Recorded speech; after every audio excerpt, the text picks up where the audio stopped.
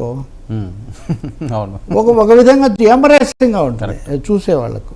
So clarity చాలా అవసరం. అవును. సరే, ఏంటి అసలు ఈయన మొదటి రోజే అధికారంలోకి వచ్చి సంతకం పెట్టి పూర్తి స్థాయిలో బాధ్యతలు స్వీకరించిన చంద్రబాబు నాయుడు గారు ప్రభుత్వ అధికారుల తీరుపై ఆయన తీవ్ర అసంతృప్తిని వ్యక్తం చేస్తున్నారట. అంత ఏంటది అంటే ఒకటేమో ఆయన అరెస్ట్ చేసి ఆయన పట్ల జైల్లో కానీ ఇంకో వ్యవహరించిన తీరు, చాలామంది మీద కేసులు పెట్టడము, రెండోది రాజకీయ కార్యకర్తలాగా పనిచేశారు అని మీరు గుర్తు చేసుకుంటే, మీరు ఇప్పుడు రెడ్ బుక్ గురించి గుర్తు చేసుకోవాలి. అలాగే చాలా సభల్లో ఆ పుంగనూరు దగ్గర ఇంకో చోట చంద్రబాబు నాయుడు మళ్ళీ మేము వస్తాము మీకు అందరికి ఫలానా డిఎస్పీకి ఫలానా ఎస్పీకి అని ఇలాంటి హెచ్చరికలు చేయడం అవన్నీ కూడా మనం చూసాము. బహుశా అవన్నీ ఆయనకు కలక వేస్తూ ఉండాలి. ఇంకోటేమో ఎట్టి పరిస్థితుల్లో తప్పు చేసిన వాళ్ళని వదిలిపెట్టమనే ఒక మాట కూడా మాట్లాడుతున్నారు. అయ్యన్న పాత్రుడు ఆయన సహజ శైలి, ఆయన మాట్లాడతారు. ఆయనేమో ఇంకా చావలేదు, చంపాలి. ఎవరిని చంపొద్దని సార్, ప్రజాస్వామ్యాన్ని మనం బతికిద్దాం. రాజకీయంగా ఆ పదం అని ఉండొచ్చు, రాజకీయంగా అనొచ్చు, ఎవరిని చంపలేరండి. ఉండవల్లి అరుణ్ కుమార్ కూడా పొద్దున అదే మాట చెప్తున్నారు. అవును, నేను కూడా మీకు చాలాసార్లు చెప్పాను, తెలుగుదేశం పోయిందంటే నేను ఏ రోజు ఒప్పుకోలేదు. ఇప్పుడు వైసీపీ పోతుంది, ఇంకోటి జనసేన ఓడిపోతే పోతుంది, లేదా కమ్యూనిస్టులు పోతారు, ఇవన్నీ ఎవరు అక్కడికి పోరండి.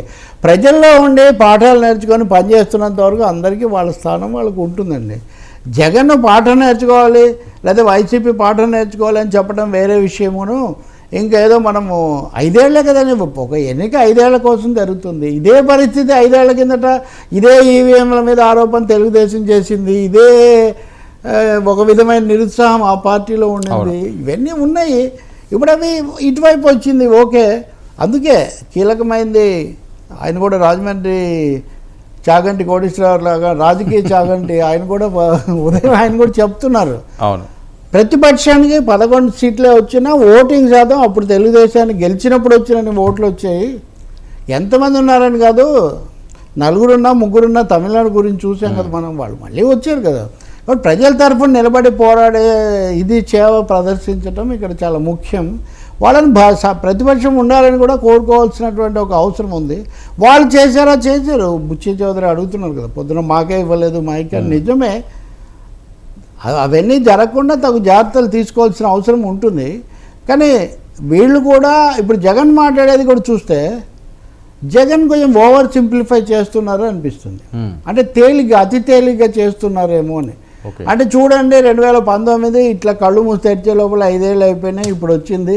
మళ్ళీ కళ్ళు మూసి తెరిచే లోపల 5 ఏళ్ళు అయిపోతాయి. అధికారంలో ఉన్నప్పుడు కళ్ళు మూసి తెరవటం వేరు, ప్రతిపక్షంలో ఉన్నప్పుడు పోరాటం చేస్తూ తట్టుకొని నిలబడడం కూడా వేరు. అందుకని 5 ఏళ్ళు ఇంత ఓటమి ప్రజలు తీర్పిచ్చిన తర్వాత వైనాట్ 175 అన్న వాళ్ళని ఓన్లీ 11 అన్న దాని తర్వాత దాని నుంచి నేర్చుకోవాల్సింది కూడా ఉంటుంది కదండి. మళ్ళీ అవే పథకాలు మళ్ళీ అవే చెప్తున్నారు ఆయన. ఇంకొంచెం ఆత్మవిమర్శ చేసుకోవాల్సిన అవసరం ఉంది, దానికి స్కోప్ అట్టి పెట్టుకోవాల్సిన అవసరం ఉంది. మూడోది, ఏమీ జరగలేదు, 5 ఏళ్లలో మళ్ళీ వచ్చేస్తాము, ఇంకా మళ్ళీ తదుపరి ప్రభుత్వం గురించి. నేను మీకు ఒక విషయం చెప్పాను, 2019లో గెలిచినప్పుడు ప్రమాణ స్వీకారానికి ముందే 2024 గురించి ఆలోచించాలని ఆయన అన్నారు.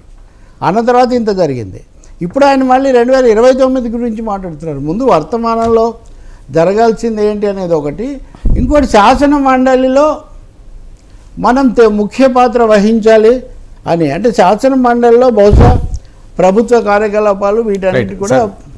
సార్, మనం ఒక బిగ్ బ్రేకింగ్ చూస్తున్నాం. మనం అనుకున్నప్పుడే, మనం మాట్లాడుతున్నప్పుడే క్యాబినెట్